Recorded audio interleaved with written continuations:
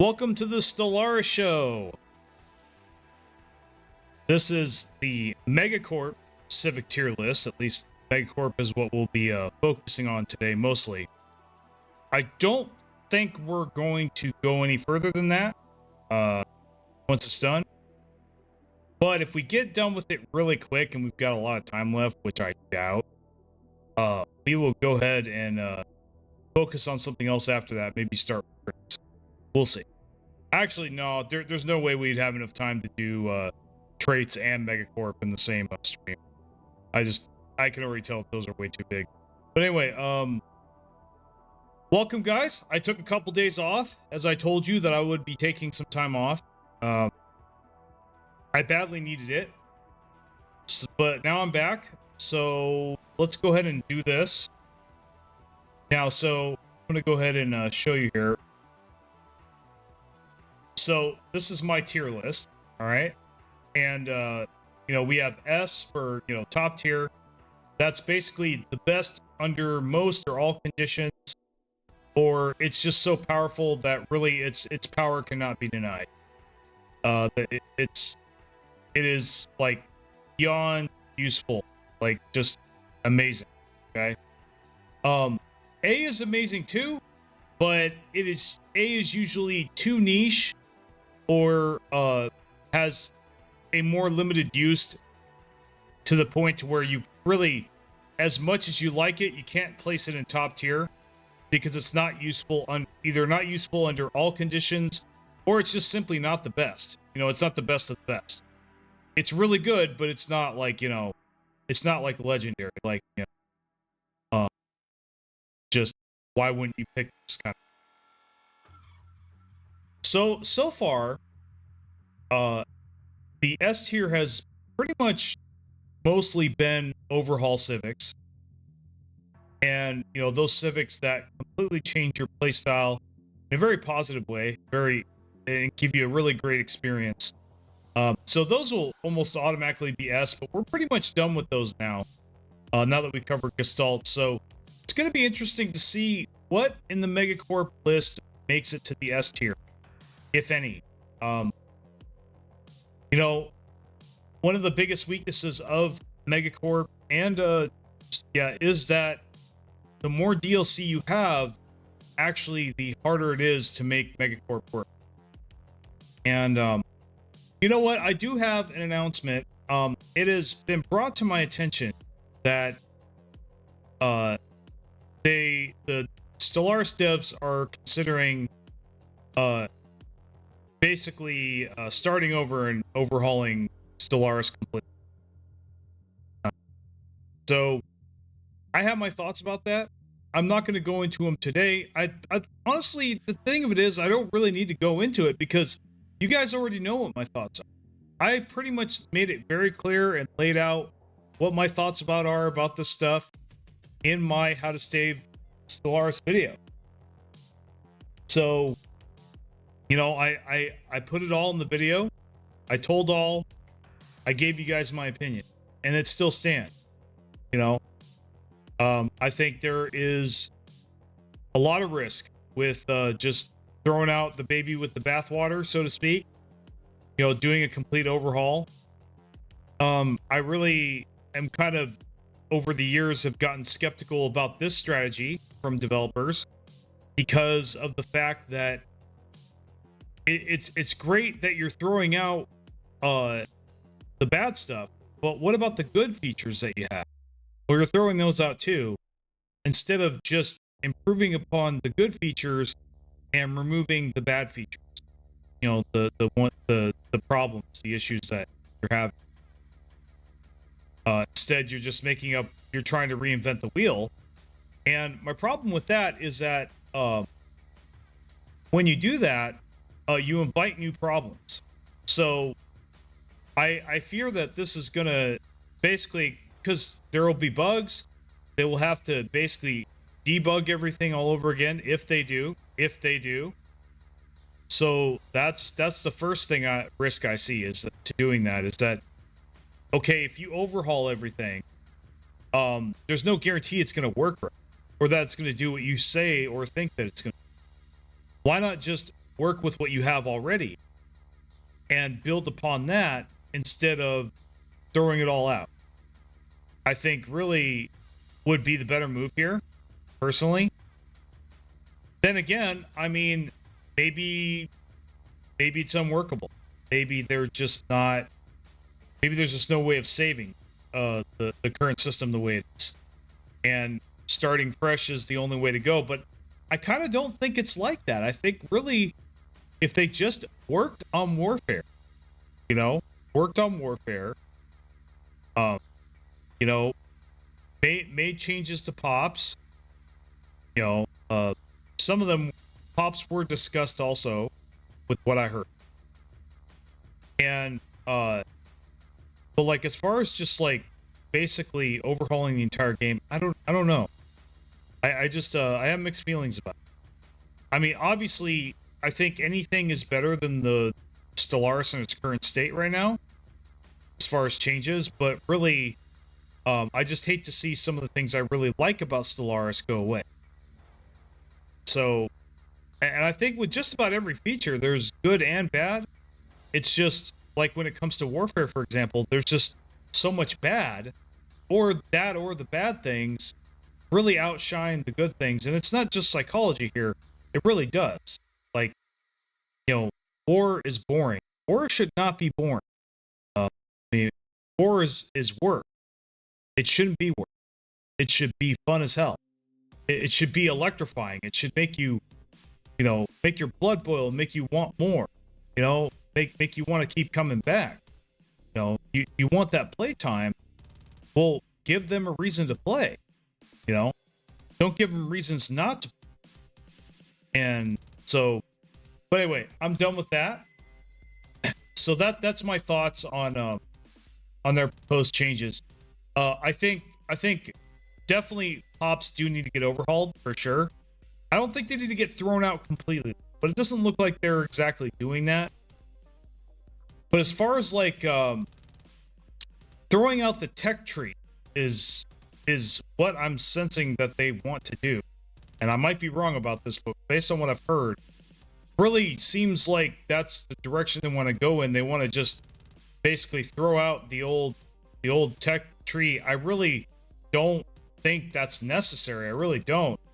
I think it can be saved easily. All you have to do is add a lock function. Really. Add a lock function. Just like in those roguelike games where you pick your upgrade or whatever. You can easily do that. But you know what? I think I need to reserve this for another stream.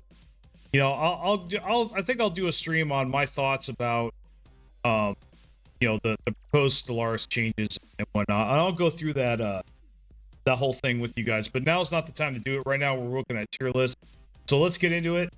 All right, back to the screen. We're gonna go to new game again. Create new. Double clicking doesn't work. So we are going to go ahead and pick Megacorp and see what comes up here. And we're gonna rate all of them, and I'm gonna try to do so in a timely manner. This may be a shorter stream than usual. We'll see. You know, we'll see how long this goes for. Or it's just dots buzzing around each other. Yeah, I mean, you know, it's already kind of boring, right? As it is. But then they make it worse by just with the computer's antics and the way it fights and having to chase it around. And then, you know, like, it's just, yeah. And then the oh my God. So, actually, there is something else I never mentioned. Something that's always dissatisfied me. I've never been satisfied with how long it takes to conquer a planet. On average. I've never been cool with it. I really have always had a problem how it can take years to conquer a planet. Actually, no, specifically how long orbital bombardment takes. I think that's a real problem. I think that needs to get looked at. It really does. Like, wars should just be quick as hell, man. Like, a lot of wars, yeah, exactly. Like, now sometimes if they don't have any armies on it, well, yeah, that's an instant take, but most of the time the computer finds a way to be annoying and throw tons of armies on there, even though they don't have any ships. And I don't, like, that also irritates the hell out of me. Like, I think if your empire doesn't have any fleets at all, I think that should severely limit your ability to produce troops on, you know, or to bring in troops from outside, I think. But that's a minor thing. Really, all they need to do really is just look at how fast it takes to, you know, how fast orbital bombardment works. Like, if so, now if the planet has a planetary shield or some other kind of modifier, that's one thing. I understand that, and I have ran into that once in a while, but I hardly ever do. And let me tell you, like I said, it just the normal bombardment experience takes way too long. Like, selective is absolute dog shit. Selective bombardment is just, oh my god, like claw my eyes out slow, like saw my arm off slow. Seriously, like it is painful. The speed at which selective bombardment works. I almost refuse to use it. I pretty much do. I go indiscriminate or nothing. And even indiscriminate is pretty damn slow. It really is. I think now it does get better the bigger your fleets are. Okay, that is true.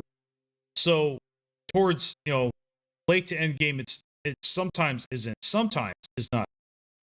Okay. But yeah, I just think really, you know, orbital bombardment shouldn't take that long. If they don't want you to orbitally bombard, then they need to get fleets over there, right?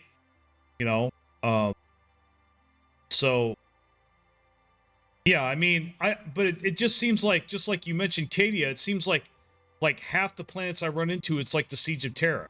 You know what I mean? Yeah, like exactly. I mean, well, like I said, I'd be okay with selective bombardment if it was fast. Like I said, things honestly war just needs to go fast. Period. It just needs to go faster, faster, faster. It needs to take a lot less time, for one. And then it also needs to be much more satisfying. And the computer needs to stop being an idiot. Like, seriously. Those are the three things. And war exhaustion needs to get thrown out, or it needs to get accurate. You know? I mean, I've had you guys, you viewers, send me clips, pictures of the stupidest stuff. I'm telling you.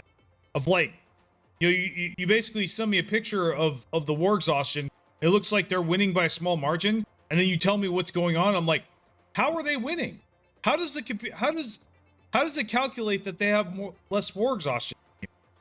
I mean, like this guy, he had, I'm not gonna name his name, but he sent me a picture of it, and it looked like on that screen it looked like they were winning. When little do you know, their ally took all their stuff, like they had no planets, they had no fleets. They were just completely destroyed. How? So they need a much better system for accurately tracking who is winning and who is losing, basically. I think, well, I actually really surprised that they don't do something similar to Crusader Kings 3.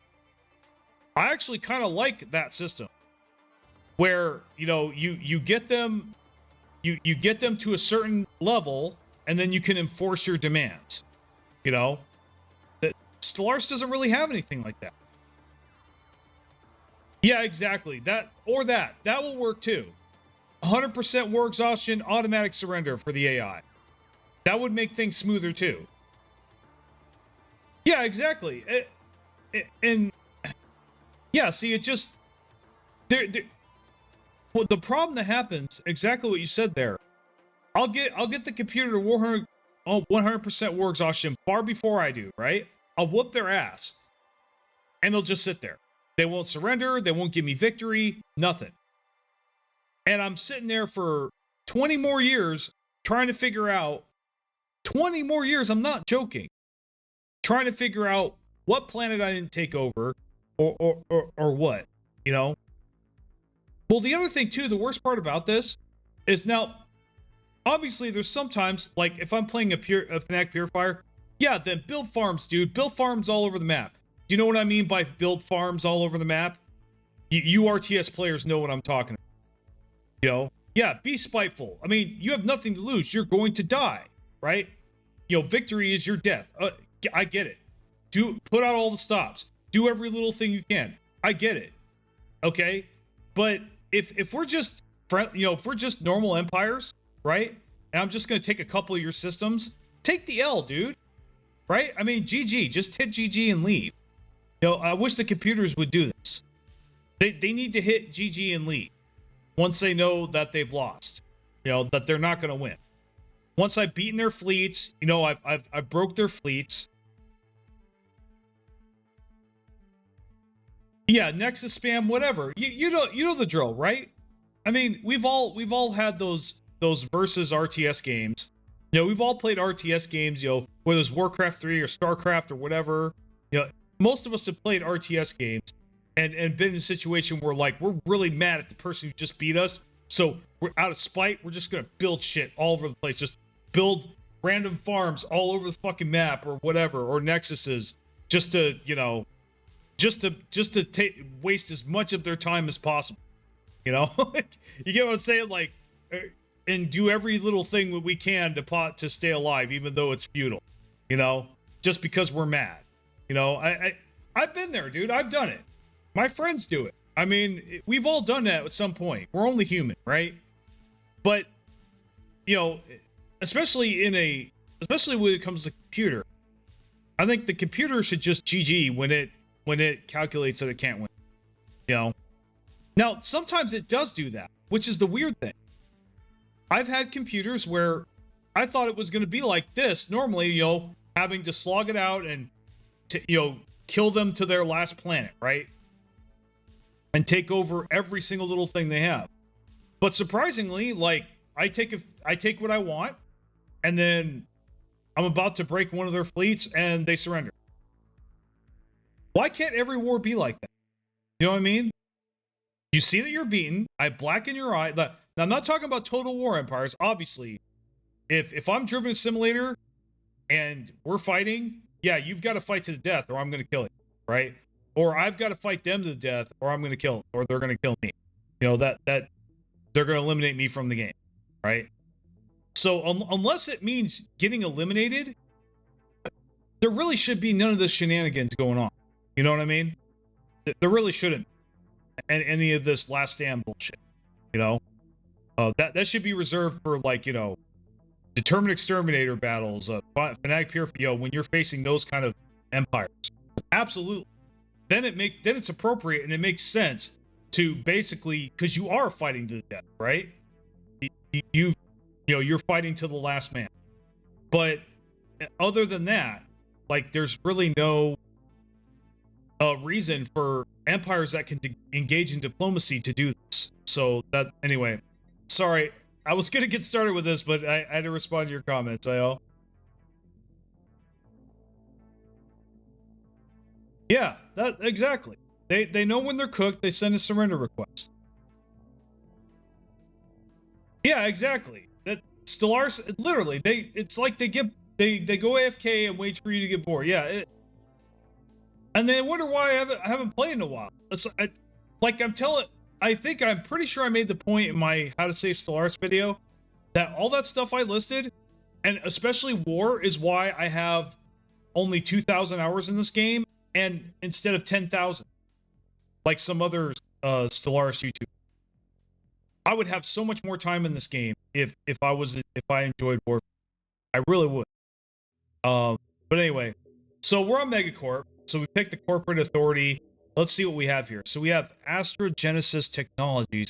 Okay, this is your uplift, you know, the uplift Civic, you know, with the pre-sapience.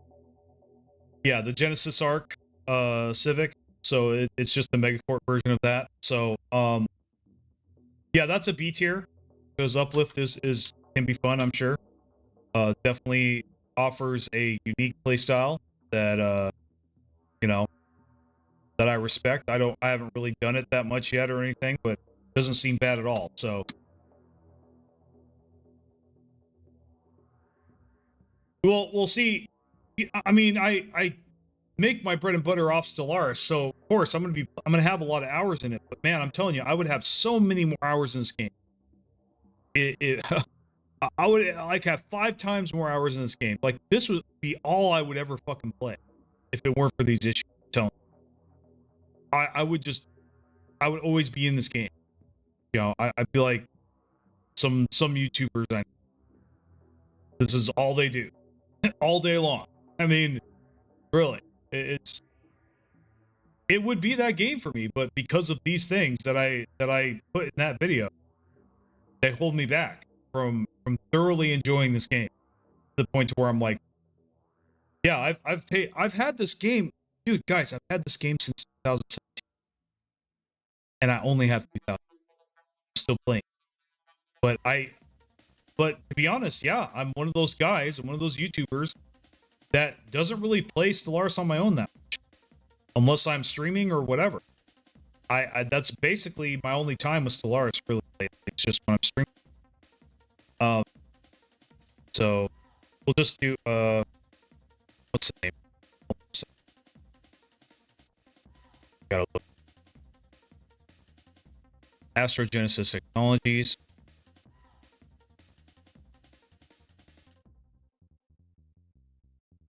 Oh, by the way, guys, I'm going to skim over some of this because I've already talked about them 3 or 4 times, including this Civic here. So I may not cover a lot here, but that's why you guys, if you're enjoying this stream and you want to see, you know, I highly encourage you to watch my other tier lists. I've kind of decided, guys, this didn't start out this way, but this is looking like this is my project here. So maybe I need to just rip these up and chop these up into in the editor and make some shorter length videos out of it, you know? I mean, the content potential of these streams, you know, is definitely real. Something I'm considering. So I think I will. I think I'll kind of just, you know, I'll take the first video. Yeah, exactly. It's hard to watch an hour and a half long stream, right? But if I could condense this down to like 10 or 15 minutes, I'm sure you guys would absolutely watch that, right? You know, just showing the highlights, like my final verdict on something, like, you know, you know, in the stream I spend 20 minutes saying why something's bad, but then, you know, in the video, I only spend 5 seconds saying, "Oh yeah, this sucks, it's bad, don't use it." And then it jumps to the next, and then you got a jump cut after that, right?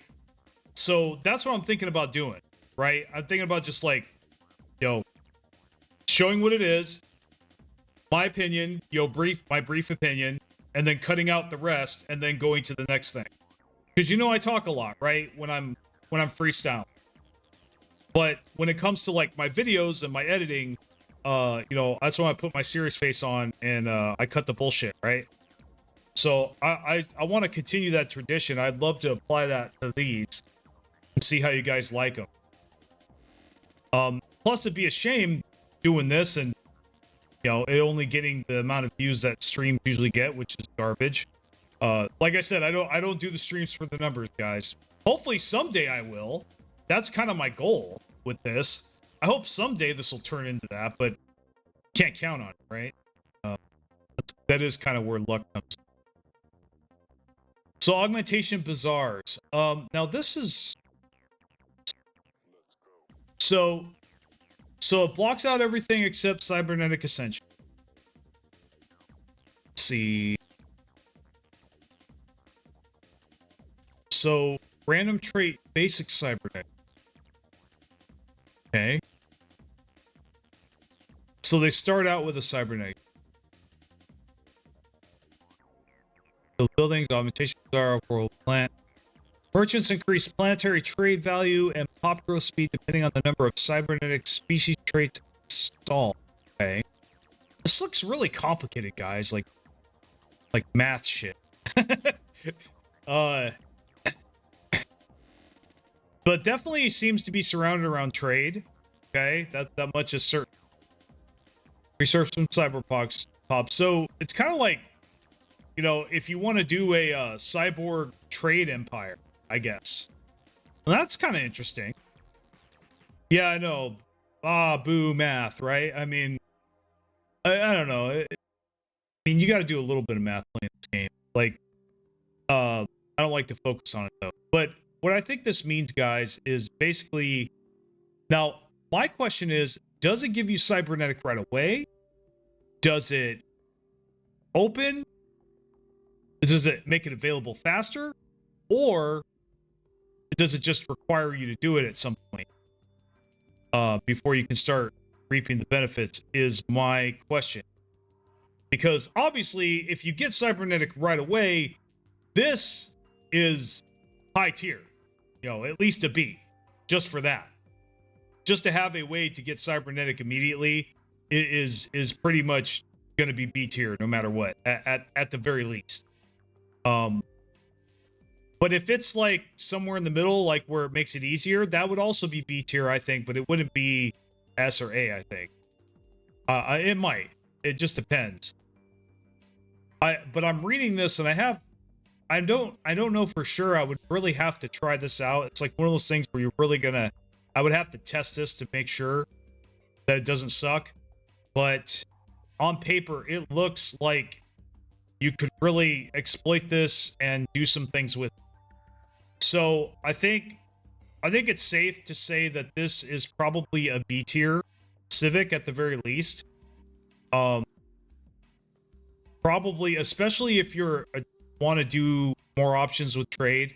And this is a Megacorp, so it definitely has to do with trade. So I think if you want to play a Megacorp and cybernetically ascend, this might be a really good pick. So we'll go ahead and put that in the B tier, and only because I don't know enough about it.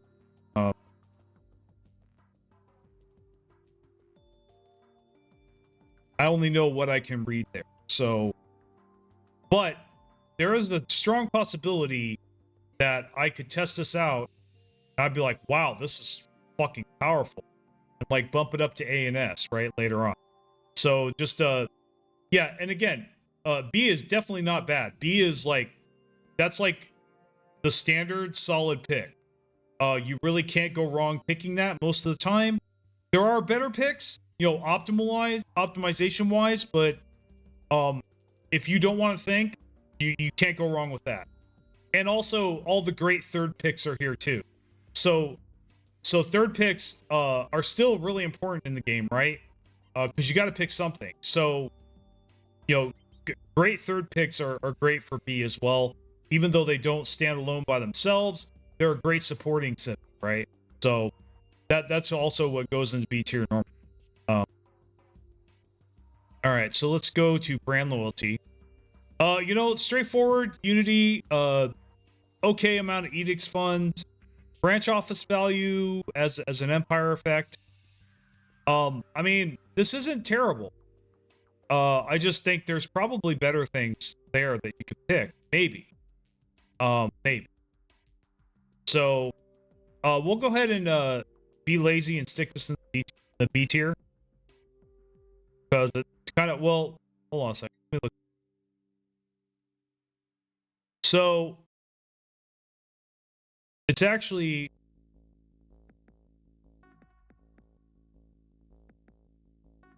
yeah, man, it feels bad, doesn't it?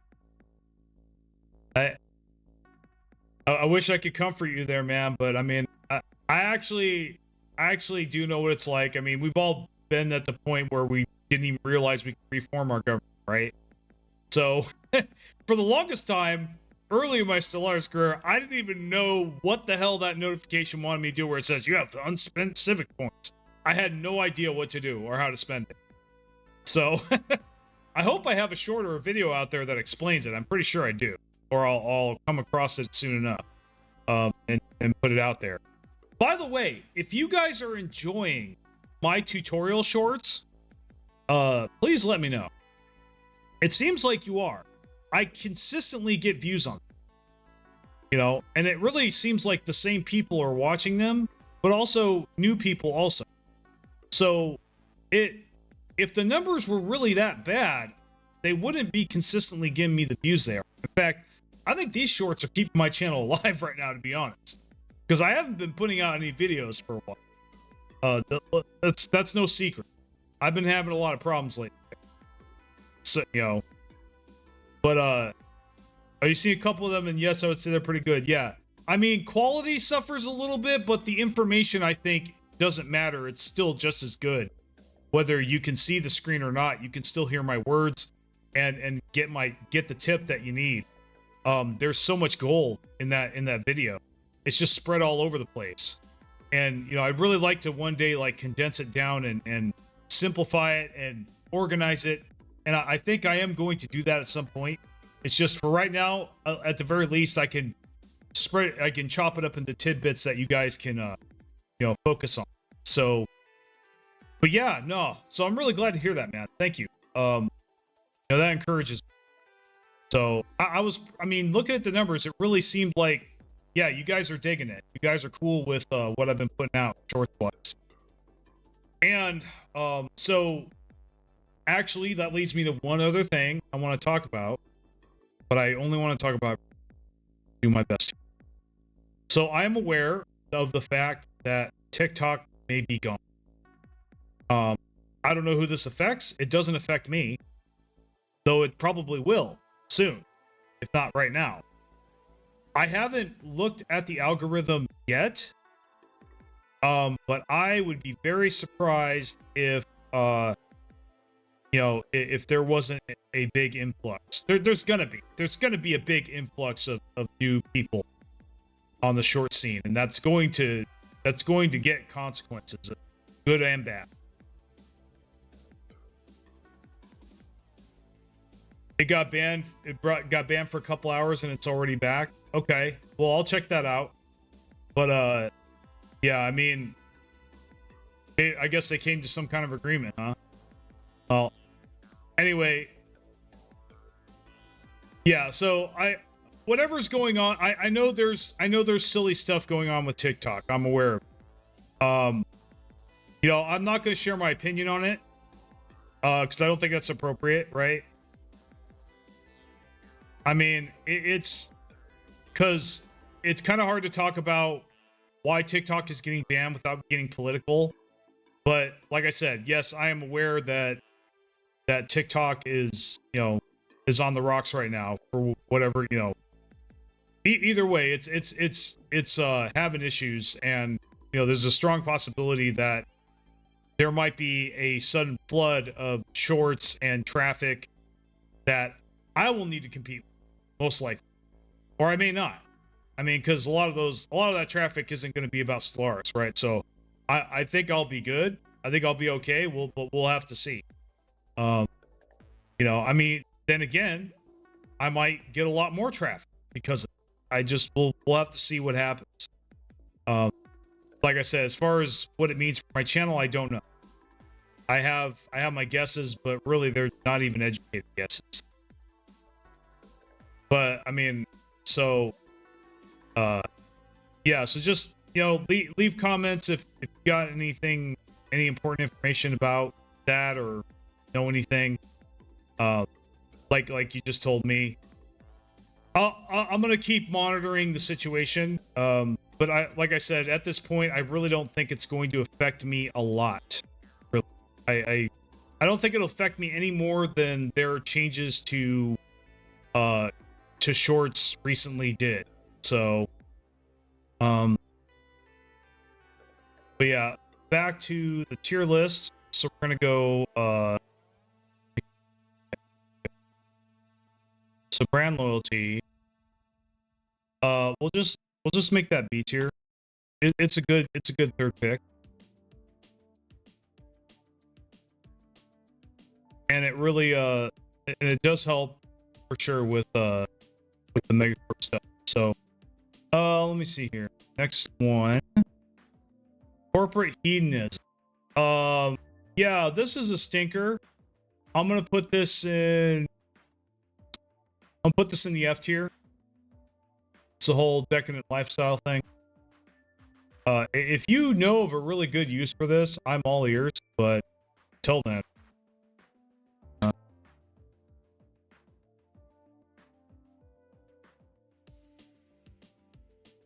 There are just way better things to pick.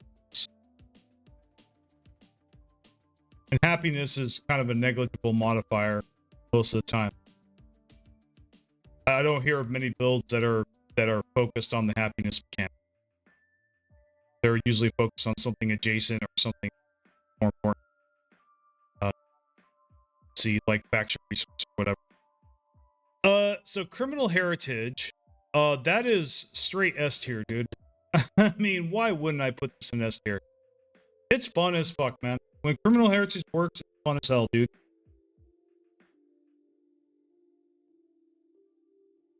Now, this is S tier among Megacorp, right? Okay. This is S tier among Megacorp. This is also a subjective list. So, my opinion is going to be part of why I put this here. But I make criminal heritage S tier because of its enjoyability, because of how enjoyable it is. It is definitely, like I said, it's an overhaul. It's a playstyle overhaul. You're going to have a way different experience than with other empires. Just like if you pick Terminate Exterminator or anything else like that. Any other kind of overhaul. So, yeah. So definitely S tier. Criminal heritage is badass. It's not perfect. It's got its flaws. The biggest flaw, obviously, is that the computer can easily shut your branch offices down at cost to itself by making a bunch of precincts. And then they'll just shut your branch office, and basically there's no, like, why do I even have to sit? So that's the number one weakness of it. However, you can, if you play your cards right, you could possibly avoid that scenario. And also in multiplayer, it's amazing.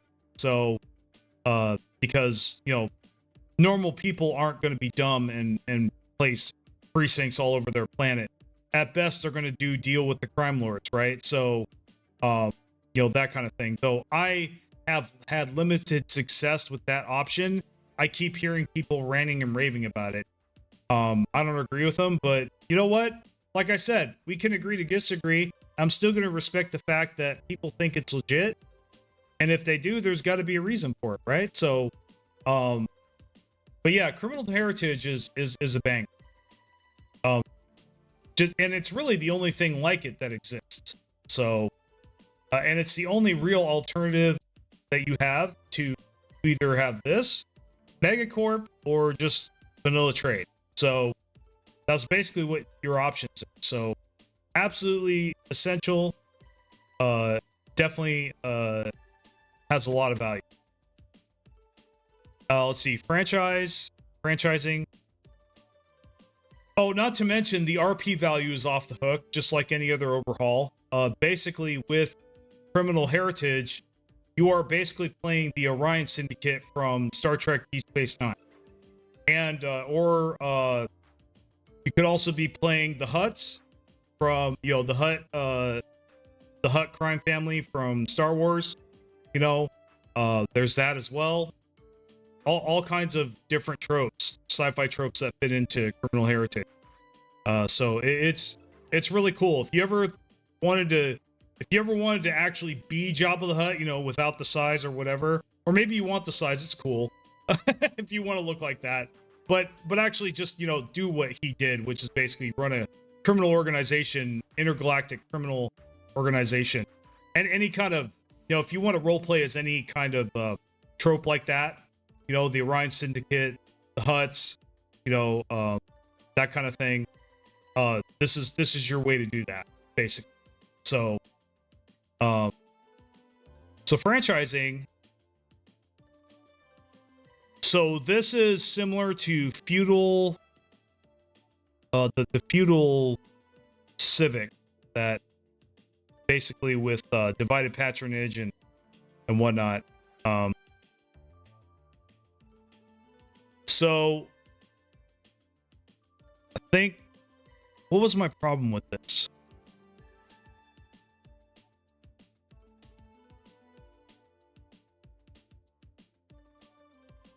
Oh, I think like not being able to have limited diplomacy, maybe.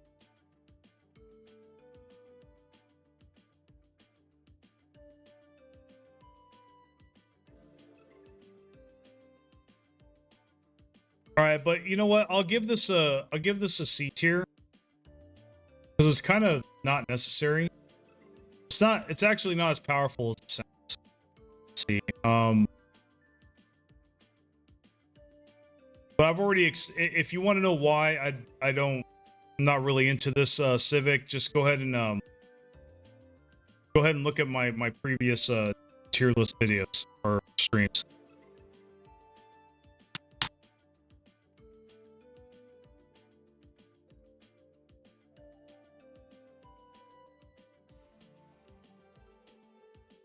Go ahead, I'm gonna put this down. Come on, you son of a... Dude, let me adjust the size, please. Wow. Okay. So...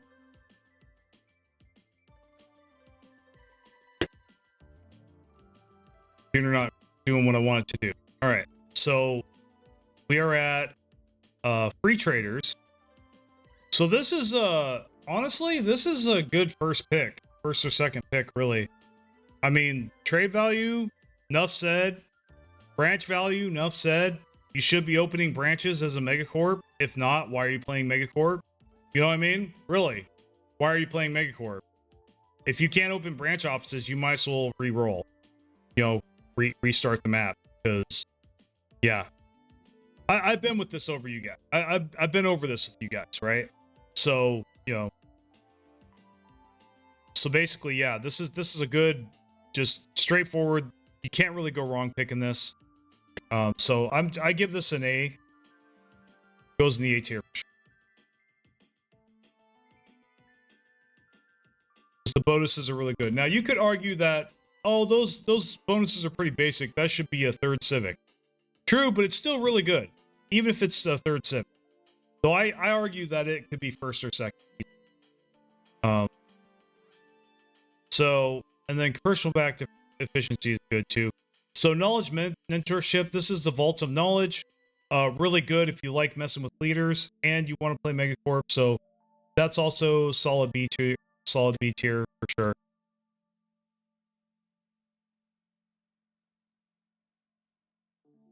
But not Vault of Knowledge there.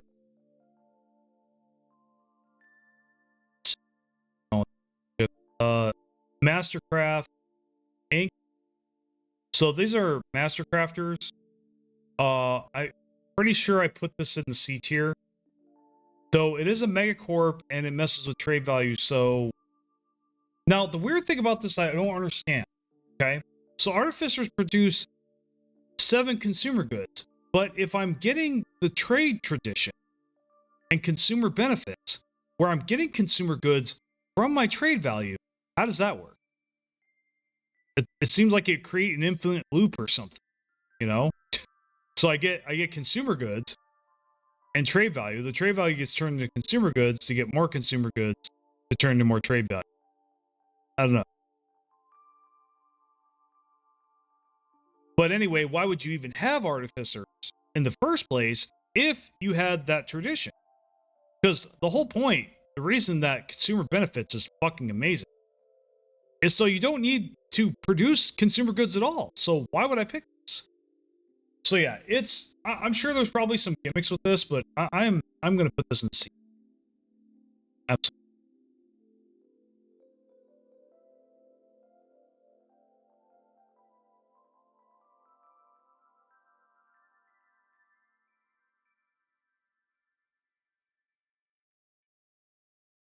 And you guys know I hate consumer goods as a resource. I hate it almost as much.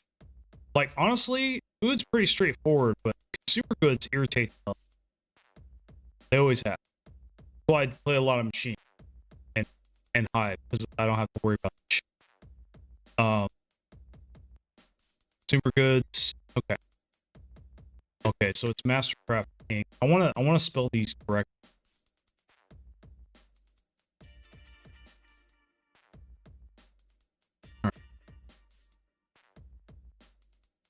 So media conglomerate. War exhaustion gain minus 5%. That's a dog shit percentage. Citizen pop happiness plus 5%. That's dog shit. Wow, we have our first stinker, guys. Holy cow! This is an absolute stinker. I see nothing redeeming about the Civic whatsoever. Like, war exhaustion gain is cool, but 5%? That's not even a drop in the bucket. That's not going to make any difference whatsoever. I mean, I guess if you stack it on other things, dude, there are way better things to take than this. If nothing else, there are so many, I mean, free traders. When free traders exist, you know, brand loyalty exists. Like, why on earth would you take this? I mean, there might be some roleplay value, maybe. I don't even think that. No, this is a dirt tier, guys. There is no reason for this to exist. So, media.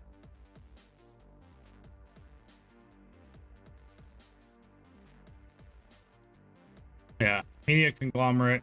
I'm pulling the lever. Bam, goes in the stinker bucket. There we go. So we got our first stinker, guys. Media conglomerate. Yeah, just don't bother. Don't even, like, just, ugh, yuck. Yuck. There are so many better things. The bonuses are practically non-existent. They are terrible percentage. I mean, 5%? What? Paradox, what's your thinking there? Paradox, help me understand, Paradox. What was going through your mind when you made this? I want to know.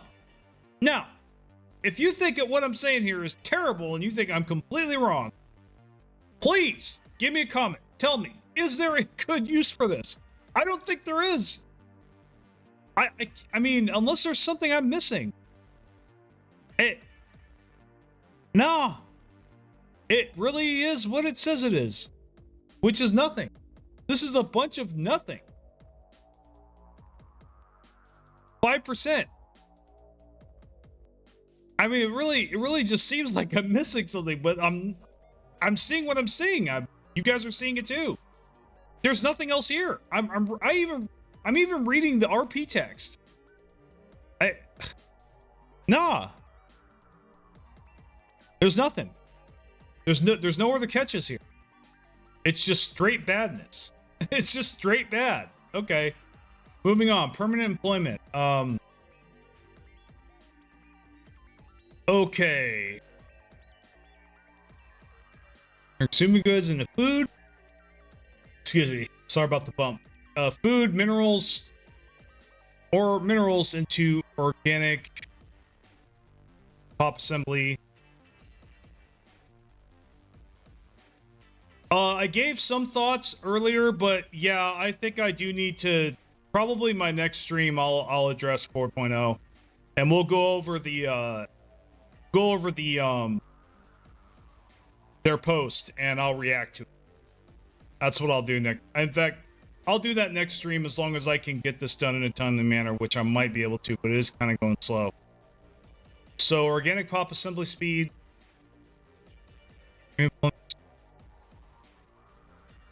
All assembled pops have the zombie trait. Okay, so I guess it adds pop assembly on top of your normal pop growth, which that could be beneficial. Also defeated organic leviathans. Okay, so this is really cool with space fauna. So if you like space fauna shit, this is definitely A and S tier. So we'll put it in the B tier simply because I see its value to others. Even though I don't care about space fauna or any of that shit, I'm not a fan. But that doesn't mean you aren't. So, out of respect for you guys, I'm gonna put this in B tier. Though for me, it would probably be F tier for sure. I don't know. It might be C tier. Like I could probably try this out once in a while. Like the whole zombie trait thing looks kind of interesting. I like, there's some that I thought were stinkers, but then I actually tested them out, and they actually weren't that bad. I think this might be one of those things. But just the space fauna stuff also, there's got to be some cool things you can do with that. So I'll put in B tier. It's unique for its uniqueness, and also for its popularity with others. So let's see.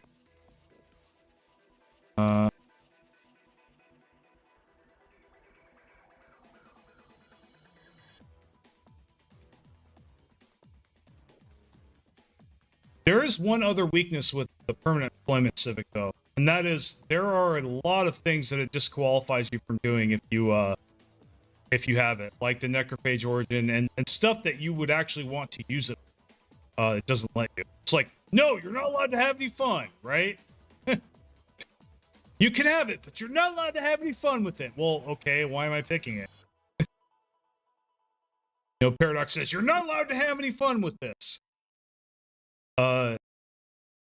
So pharma state. Let's see here. Top growth speed 1%. Ability, okay. Medical workers, okay. All right, so this is kind of like you double up with this and gene clinics and you get stuff. I don't think this is terrible. Like, I don't think it's a total stinker, but I definitely don't think it's B tier. Now, leader lifespan 10 years. That is significant. That does give it more points too. But I still think this is high C tier, guys. I think so. I think this is kind of high C tier. I think it does definitely could be useful in some builds, but I don't see it being like a mainstay or a staple or a must-have. I don't see it being a good, like, good pick. It might be a good third pick. Okay, that's true. And maybe you're in a situation. It's pretty niche, pretty situational, to the point where I don't even think I can put it in B. So I go get what the hell it's called. Okay, pharmacist. So yeah, that's a solid C tier. And again, when I put things in C and F tier, that doesn't mean that they're terrible or that they're bad necessarily. It just means that they're really niche. Like their use is really, really niche. It's either like F tier, it's so niche that it's almost useless. But C tier, it's so niche, it's still pretty niche, but it has more uses than stuff in the F tier. So that's basically why I play stuff there. It's not because I hate it or that it's super bad. I mean, or it's super bad to me, but it's really good for other people. It just depends on your preference too. But if I put something in derp tier, yeah, there's no reason for any, in my opinion, for anybody to take it, for any reason. At least with Pharma State, you'd be like, well, I like this build that has gene clinics, so this would help me really good. Sure, fair enough. It's a niche, right? It's a niche use. So you gotta respect that. So precision cogs. That one's just B tier. It's a great third Civic. If you want more leaders, for sure. Go ahead and do that.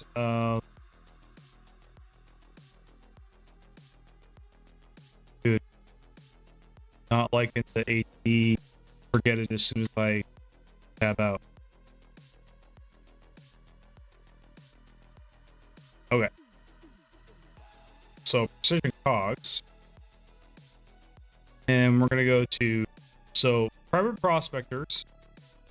This is good because of size reduction. You're getting basically massive size reduction, which is really cool. And the privateer ship's not bad. I mean, it gives you another way to pay for colony ships in the beginning of the game besides just forking over your ton of consumer goods, which I hate doing. So this is your way of getting around that as well. So that can actually be very good in the beginning. Well, and what you do in the beginning often echoes throughout the rest of the game. So, and an outpost build and starbase influence costs, I mean, that's going to get stronger with time and scale. So that definitely will help you expand in the beginning as well, I think. Not by very much, but mainly you want to pick this for the empire size reduction. So either as your main Civic or as a third Civic later on when you get more wide and bigger, you'll need that empire size reduction. This is a great third pick. But it's also a good first pick as well. Just if you're doing a build that just needs to stack up the empire size reduction, this is it. Also, keep in mind, that empire size from planets for corporate is plus 50. So that's really bad. So if you take this, it's going to nullify that. So basically, you'd be playing a Megacorp as normal, as a normal empire, without any downsides or drawbacks. So that's the other thing this does. It nullifies that bad modifier. So yeah, pretty valuable. Definitely going in B tier. I almost want to think, honestly, I think I could see it being A. Actually, you know what? We'll put it in A. It actually really helps a big problem with Megacorp. It really does. Because empire size is a problem with Megacorp. It really is. So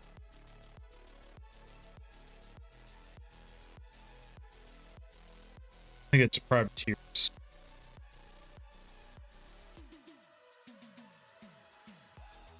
Oh, it's private prospectors.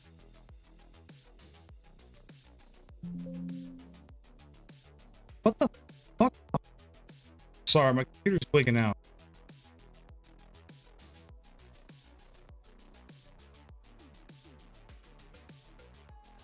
So we're nearing the end of the month. I just want to let you guys know that next month I'm probably going to get a new computer. Not really new. I'm going to get a, I'm going to get an old computer. At least parts wise. Hopefully the parts will be new, but yeah, I'm just going to bite the bullet. I'm just going to pump 1,000 or 2 into a computer down here. See what I can get. I already saw a couple things listed that I'm like, you know what, that's doable. I'll put up with it. It's gonna work. So public relations specialist. So this is basically the diplomatic civic. So we'll put that in the B tier. It's actually.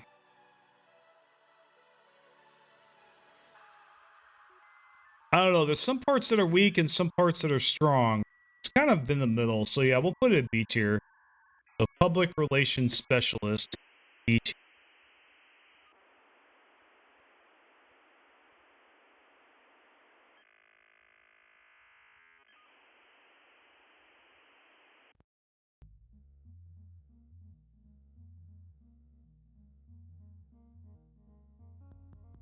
Did I miss the meme civic of worker co-op? Maybe. I don't remember. So we got ruthless competition. Ruthless competition, leader experience gain. I mean, that's okay. Code breaking. Leader pool size. Additional leader trade options. Yes. Leader upkeep. Leader cost. Okay, but 2% ain't nothing. So this is doesn't have meritocracy, doesn't have worker cooperative. So I'm thinking that this is good if you have a leader build. Okay, if you have a build focus, if your build focuses on leaders, this can be good. It can, for sure. You know, the leader trade options really bumps it up.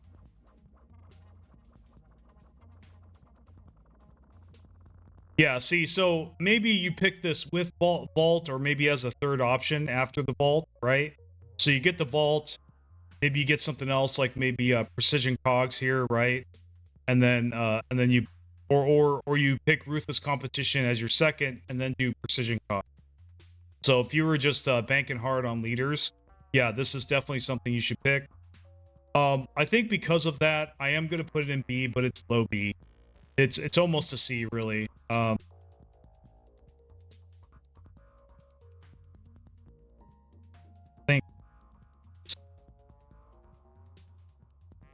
Yeah, ruthless competition. All right.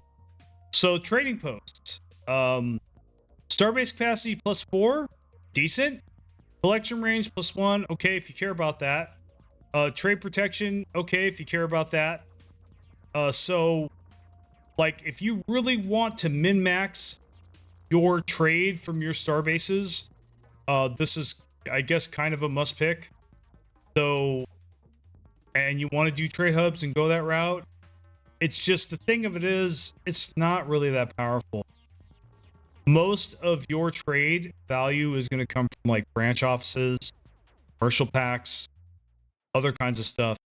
I mean, like I said, I think at best this is a great third Civic. Now, the gimmick and exploit potential of this though is a little crazy with the 4-star base capacity for sure. If you needed more star bases in the beginning of the game for some reason, I could see you picking this first. Yeah, so opportunity cost for that one is so low. Now, I don't know which Civic you're talking about, whether Truthless or Trading Post. I think really, you know, we're going to put Trading Post in C. I'm feeling that this is C. I don't think it's quite F. I think really it is going to help you no matter what situation you're in.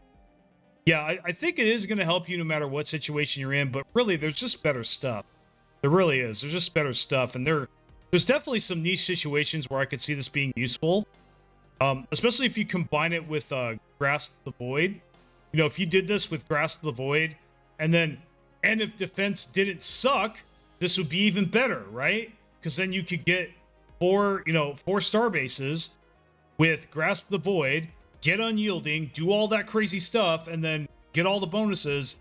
And yeah, so, but sadly, defense sucks right now. It does. I'm just going to say it. It sucks. In fact, it's so bad that I had to go to my defense video a few days ago, and I apologize for not doing this sooner. I should have done it years sooner, honestly. And pin a comment that says, hey, just letting you guys know, defense is in a very bad state right now. So the only reason I'm leaving this up is to let you guys know that, hey, you know, it still works if you know, this is still the best thing to do if you're going to do that, but just to let you know that you're going to be disappointed if you try to do defense in this game right now. It's just not worth it, you know? Yeah, I mean, so that's how bad defense is doing right now. So really,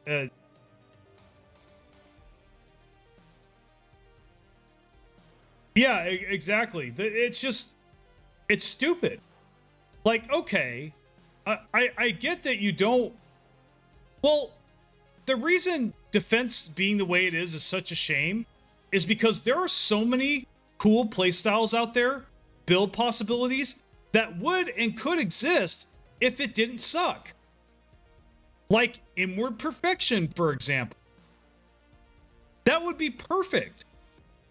In fact, I'd be more motivated to do that playthrough if defense didn't suck, you know, and I could just concentrate on SimCity and just build defenses instead of wasting all those resources on fleets. See, the thing of it is too, fleets cost so much goddamn resources. Like, especially in endgame, when you've got like fleets of like 1 million or 100,000, you're easily spending half your economy on just ship upkeep. It's nuts. That's also something I think they need to take a look at. Because, yeah, I mean, you know, at the very least, so why not give us an option to forego doing that? We don't get to move, so it's not too overpowered. But, you know, especially if, like, say we wanted to be the Crisis, want to do Cosmogenesis, well, I could turtle up right there too. Any situation you could think of where turtling up would be ideal. But you can't turtle up in this game. It's stupid. I don't understand why. I mean, yeah, so, yeah, make defense great again. That's all I'm going to say. But until they do, this is going to be C tier. With a possible, you know, B, A tier later on if they fix defense, for sure. Well, the thing of it is, too, this is a trade empire, right? So you could turtle up with this empire too and have it make sense and work well, because you're not trying to conquer everybody. You're trying to trade with them. You're trying to make branch offices on their shit. You're not trying to go to war with them. So why not just fucking post outposts, you know, on your borders, you know, star bases on your borders, build them up, Turtle, pick unyielding. I mean, no, nobody messes with you. And then when the crisis comes, you whoop its ass. I mean, damn. Common sense. Okay, I'm done with that tangent there. So we're gonna hurry along here. Okay, we got a little bit. We got a few left. All right. Corporate death cult. Yeah, I'm pretty sure this is F. I've discussed this already. So sacrifice edicts. Now, depending on what those are. I mean, this might. Now the RP potential is really good, obviously, but that's RP, right? That alone isn't a good enough reason to like really bump something up.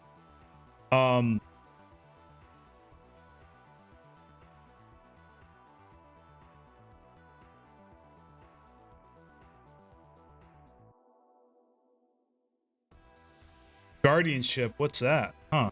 They tried to fix it with guardianship. I see.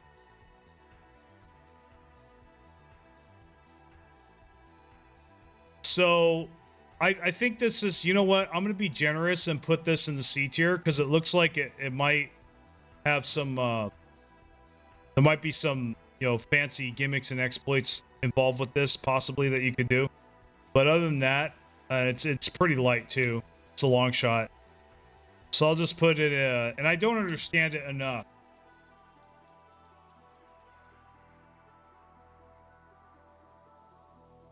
But I haven't really, but see, if I haven't done something, it's most likely because I haven't heard of anybody doing enough to be interested in trying it. So that says something too, as to its power. It was really powerful, everybody be talking, right? So yeah, definitely, it's going to go in C tier because I don't know a lot about it.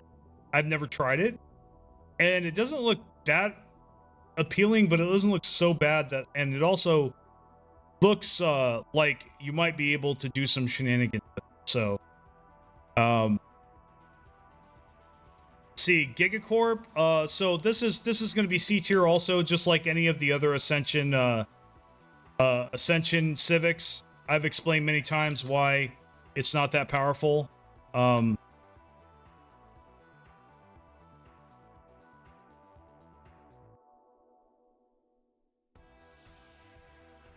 At best, it's the third pick. You know, at worst, you don't pick it at all because there's other. The thing of it is, if you're going to build an empire that requires lots of unity generation or that creates a lot of unity, chances are both those first and second civics are going to be taken.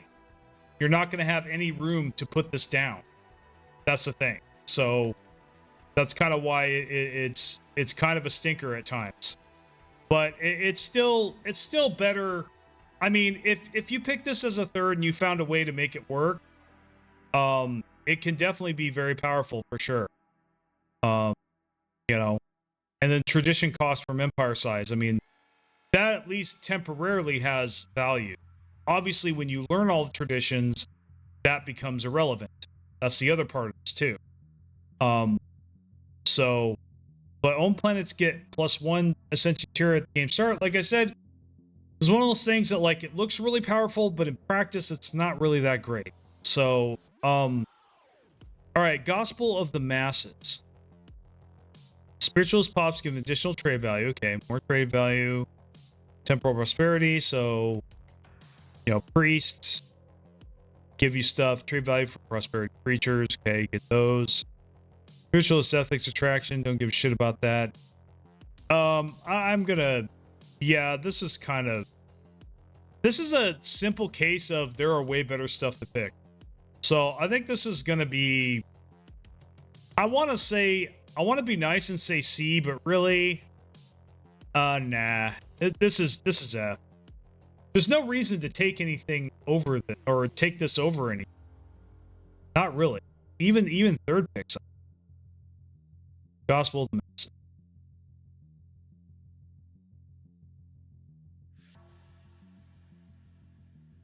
It's just too niche. It's too niche to really be any higher. Indentured assets, slave pop. Okay, so this is slaves. If you like slaves, this is A and S tier. if you don't like slaves, then this is F or derp tier. But it's F tier if you don't like slaves. So we'll put this in the C tier. You know, can't argue its usefulness in in certain situations and in slave build. So go ahead and put that central assets.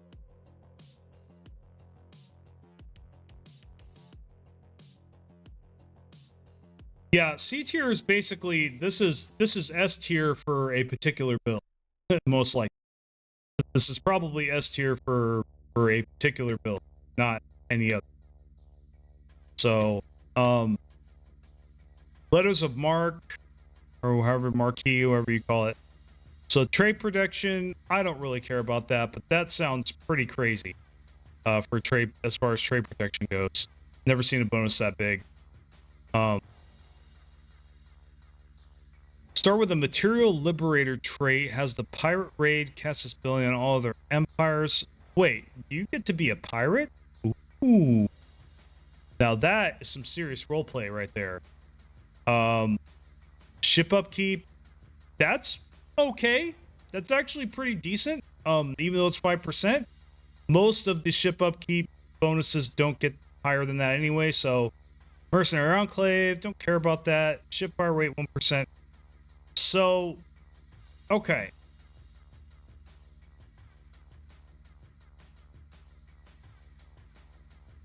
Okay, so this is definitely got to be really fun from an RP perspective.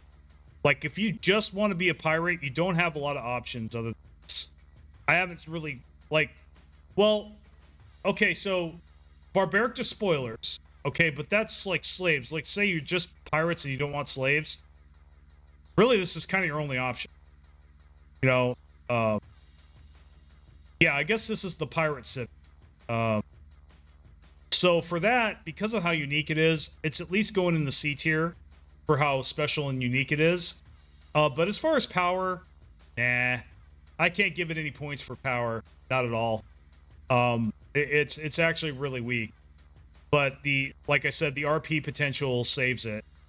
It really does. The uniqueness and the RP potential. So I'll put this in C. It could be A and S tier to someone else, but yeah, like I said, C tier is A and S tier for someone else. Yeah, so yeah. So yeah, in the right hands, this could be really cool. I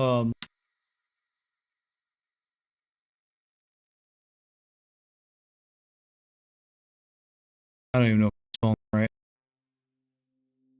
Hella low though, yeah. So like I said, when it comes to power, this thing sucks. But the RP potential, like, this is basically what you're gonna do if you want to be a pirate.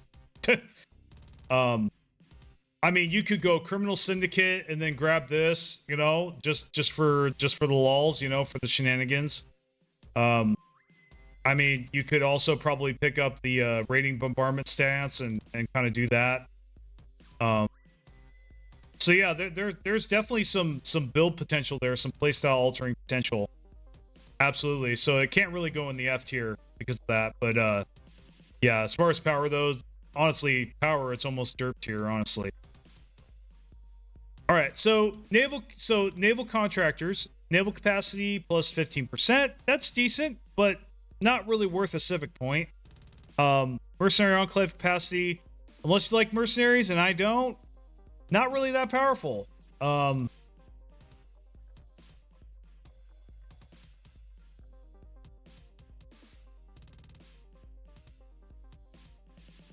Oh, okay. It also has extra content with it. Well, I'd also like to I'd like to know more about the material liberator, you know, the pirate raid cast ability that, you know.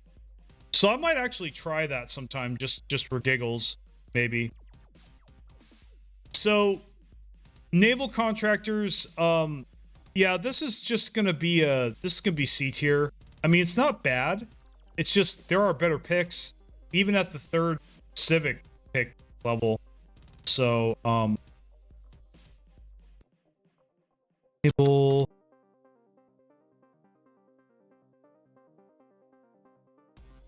Yeah, I would never pick this as my first or second for sure.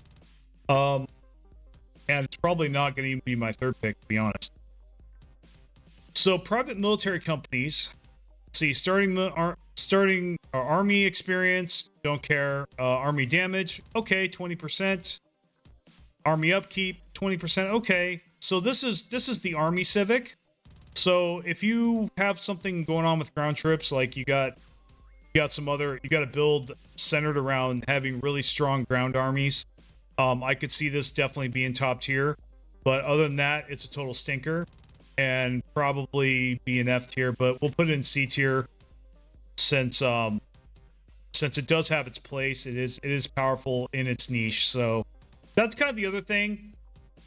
I usually put things in C tier when they're really powerful in their niche. Like, you really can't find any better than this if you want better ground troops. Like, if your build is just about having better ground troops, right? Or having great defenses or whatever, you can't really do wrong with that army damage and that upkeep. That's significant. Okay, it's just, as far as like in general power, no. There are better builds than that. There are better strategies. You know, ground game is pretty secondary to fleet game. Ship destroyed. Is that per month? Now, if that's per month, that's actually decent. But if it's just amount in your pocket, that's dumb. Okay, minus 20 dock ship upkeep. That's significant. One time, oh, that's lame. That's lame as hell. They shouldn't even have it, dude. It's a waste. That's a waste.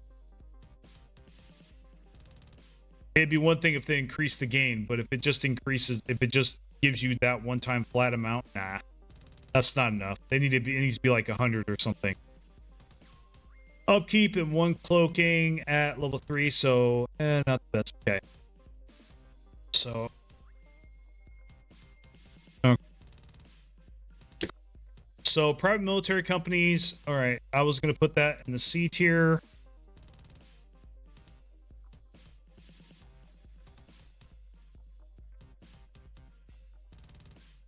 It's a great third pick if you're having a lot of ground drama. If you're having a lot of ground war, private military companies is definitely an option for the third pick.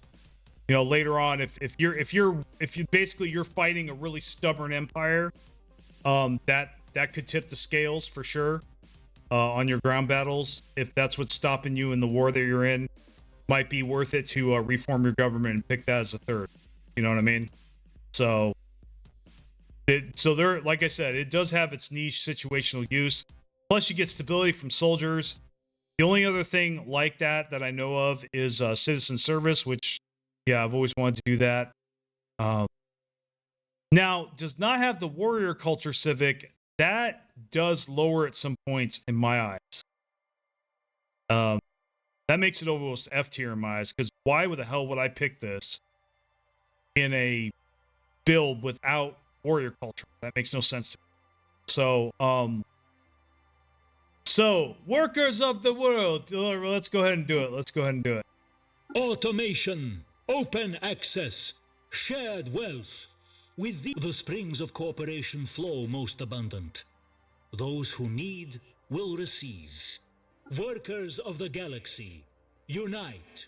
You have nothing to lose but your restraining fields. Let's go, comrade. Okay, so let's see if this is as comrade-like as I think it is. Let's see. Because yeah, it is a meme for sure. Employee ownership. Oh, that's great. Yeah, that's not comrade-like at all. High consumer goods. Price of strata, okay. So why is that good? Okay. There's trade value to energy credits, minerals, food. Okay. So I guess you get minerals and food as well as energy credits. Now, that is unique and that could be powerful, I think. Honestly, it could be.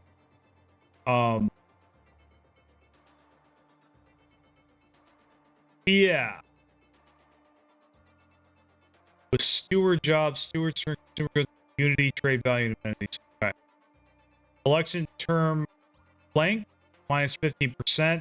Ugh, that might really... Yeah, I don't like that. Top demotion time. Okay, that could be useful. Egalitarian ethics attraction. I hate egalitarian. But, let's see.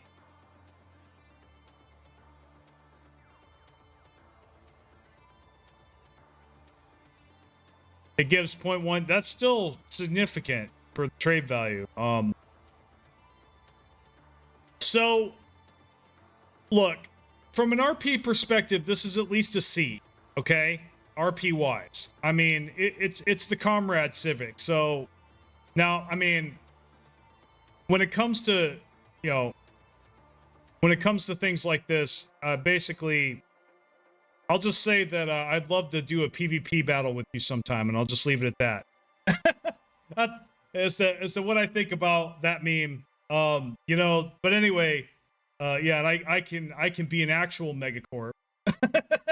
and you can have this civic, and we could go to war. That sounds really good, right? So, but anyway, yeah, that's all I'm gonna say about that. But anyway, so this is a comrade meme. So the RP is really good. If you want to do that, so yeah, it's definitely at least C tier. But as far as like the power, it's kind of a meme. It's kind of a meme when it comes to power too. I mean, there's probably a lot better things that you could pick, for sure. I don't think this is the worst thing you could pick. I don't think it's derp tier, absolutely not.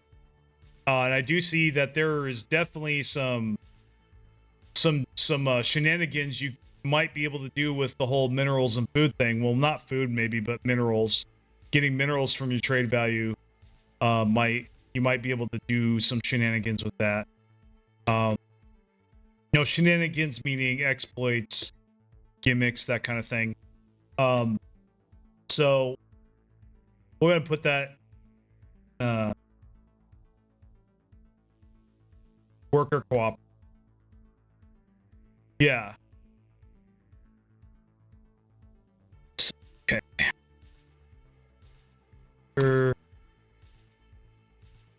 Yeah, and we had a couple other comrade memes, comrade civics, already that we covered. Let's see.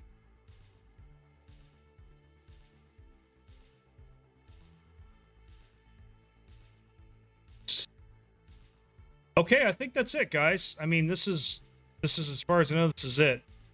So we did normal biological civics, you know, standard civics. Then we did Gestalt civics, starting, you know, hive mind and machine intelligence, and then so now we ended it with corporate civics, and so that's basically the tier list. Now, we are still going to do traits, despite what I said about, you know, the whole Stellaris post review and things.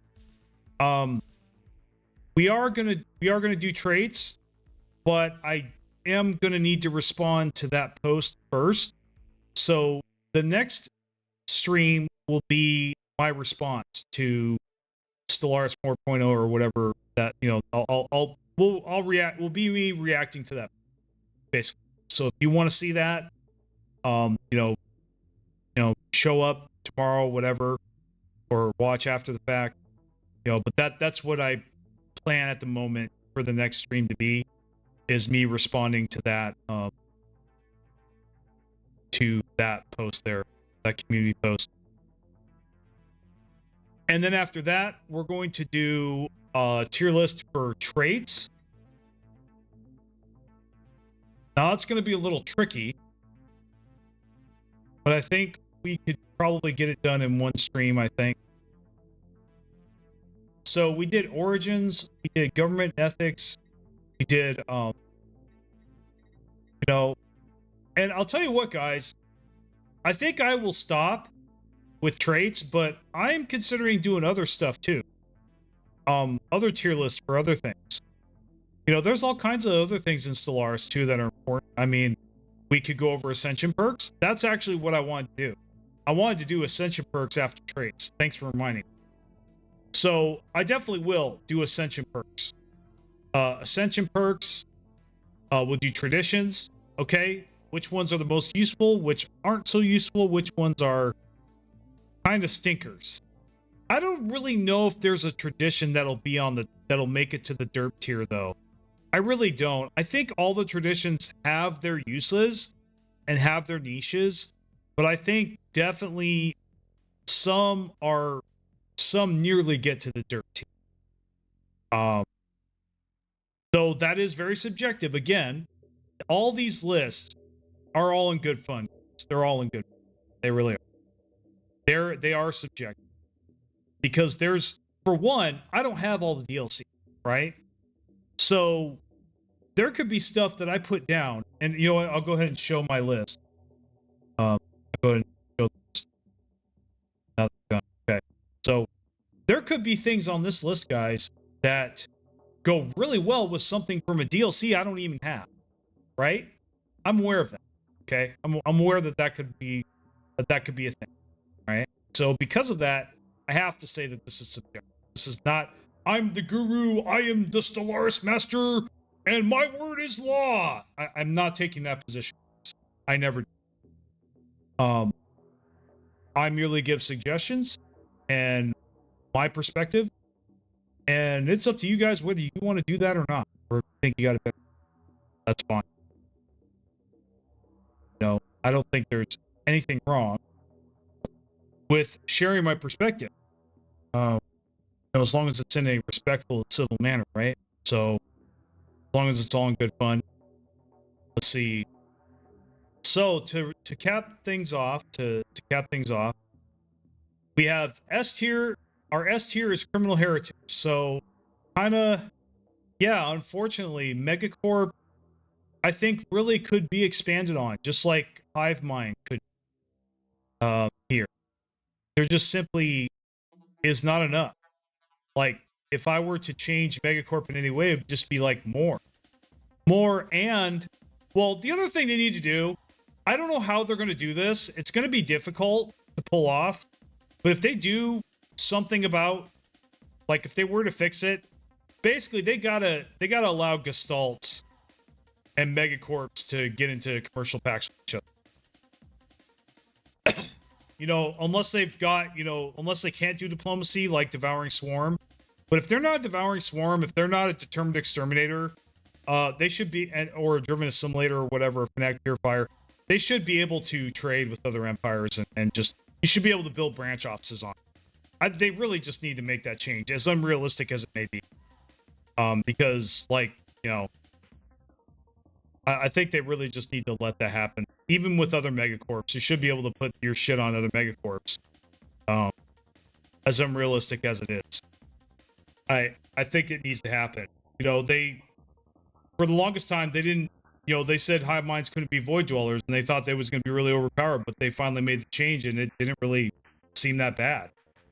If anything, it was really fun. Yeah, it was overpowered, but it was overpowered in a good way, you know? There are some people that think, oh, if all overpowered is bad. If it's overpowered, it's bad, no matter what. I don't agree with that at all. I'm like, don't you want to feel powerful, bro? Doesn't anybody want to feel powerful? I play games to feel powerful, dude. I play games to be what I can't be in real life. That's the truth. That's the truth. For example, I used to play Battlefield, and when it came out, I had been out of the army for like 8 years. And I was able to pretty much teleport myself, my mind, back there. Back to the war. In a good way. You know? And feel like I was really there again. Video games did that. The only other way I could have possibly done that is if I actually went to war, which obviously not a good thing, right? I mean, so it's just, yeah, I think it's great. to feel powerful in games. I don't think there's anything wrong with it. But anyway, so yeah, free. So I hope to see more stuff in the S tier in the future. I don't know if it'll ever happen, considering what we've been talking about in that post that came out. But so A is free traders and private prospectors. These are kind of the go-to picks if you don't know what the hell you're doing or you don't really know what else to do. You don't have a specific build in mind. Astrogenesis technologies, you know, the uplift, civic, augmentation bazaars, brand loyalty, vaults of knowledge, permanent employment, precision cogs, public relations specialists, ruthless competition are all powerful and have their uses, and they are in the B tier. So they are to be respected. They aren't the best, but they're definitely not the worst. So you're definitely not bad for picking. It just depends on what you want to do. So C tier, you got franchising, Mastercraft, Pharma State, Trade Post, Corporate Death Cult, Gigacorp, Indentured Assets, Letters of Marque, or Marquee, whatever you want to call it, naval contractors, private military companies, and worker cooperative. All in the C tier, either for their RP potential or their capacity to be A or S tier in the right build. Potential. So what separates C from F is potential, basically. You're potentially more likely to have a better time with those civics than you are the one in F tier, which is corporate hedonism and gospel. Not really many in the F tier, so that's the good news. Most of the stuff in Megacorp is in the middle. Not mediocre, but just in the middle. You know, comfortable. You know, there's not really. But our derp tier, the Darwin Award winner, goes to Media Conglomerate. Okay, absolutely useless. They just need to take this out. This is a waste of developer space. Now, what they could do to make it more powerful, I mean, they could add some kind of gimmick to it. That's one thing, some interesting spin or maybe some event chain that you go through, some RP event chain that might be really fun. That's one thing they could do to it. I mean, Media Conglomerate sounds like it's kind of memey already.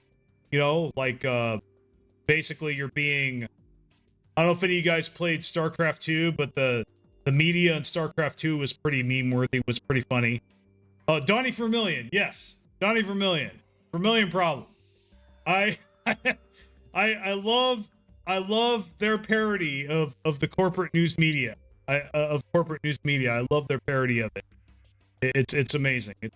It's funny as hell. Honestly, I bet there's YouTube videos out there where you can just watch what he says. You know, just listen to what he says. Look it up sometime. I'm sure it's out there. But yeah, Donnie Vermillion. Like, they could have some kind of event chain with that guy or something. You know what I mean? And do that meme. They could, in addition to the bonuses, definitely the bonuses need to be stronger. If they're going to have those bonuses, I don't agree with them. I think they should have different bonuses. They should just, those are bad bonuses to put in the Civic. Do not put those in a Civic. Just get completely different bonuses and find a way to make it fit. Put it in there. And then along with some kind of crazy RP event chain, that would raise us a couple points for sure. That alone. You know, I could see that being at least B tier if they did that. So, I mean, if nothing else for the experience, right? So that's it, guys. So I don't know when the next time I'm gonna do a tier list. I will keep you guys posted. I will let you know. I will try to let you know in a post when I'm ready to move on to traits and ascension perks and traditions. So I do realize something though. It's been a while since I did any gameplay, and I think I do need to get current on that. So we may pause briefly the tier list stuff to either digest and edit and pump out videos based on that content first. I'm still mulling it over, but we do need to spend some time playing Stellaris. Because I know you guys deserve that. So, I know quite a few of you probably want that as well. Want to see me play Stellaris. So I'll go ahead and we'll do that a couple times, but I got to respond to this post first. So that'll be the next stream. But the stream after that, I think we'll definitely maybe crack open some gameplay. And then the stream after that, we'll do trades. Anyway, I'll have to think about it, guys. No promises, as always. And if you're new to the channel, you'll know that about me pretty quickly, is that I'm not a fan of making promises because my life is so chaotic, even right now, that it's just really hard for me to predict, one, how I'm going to feel one day to the next, what may come up one day to the next, you know, how much energy I'm going to have one day to the next, and how motivated I'm going to be, you know. It's just really, like I said, it's like spin the wheel of fortune for me. That's how I'm going to feel and how much energy I'm going to have.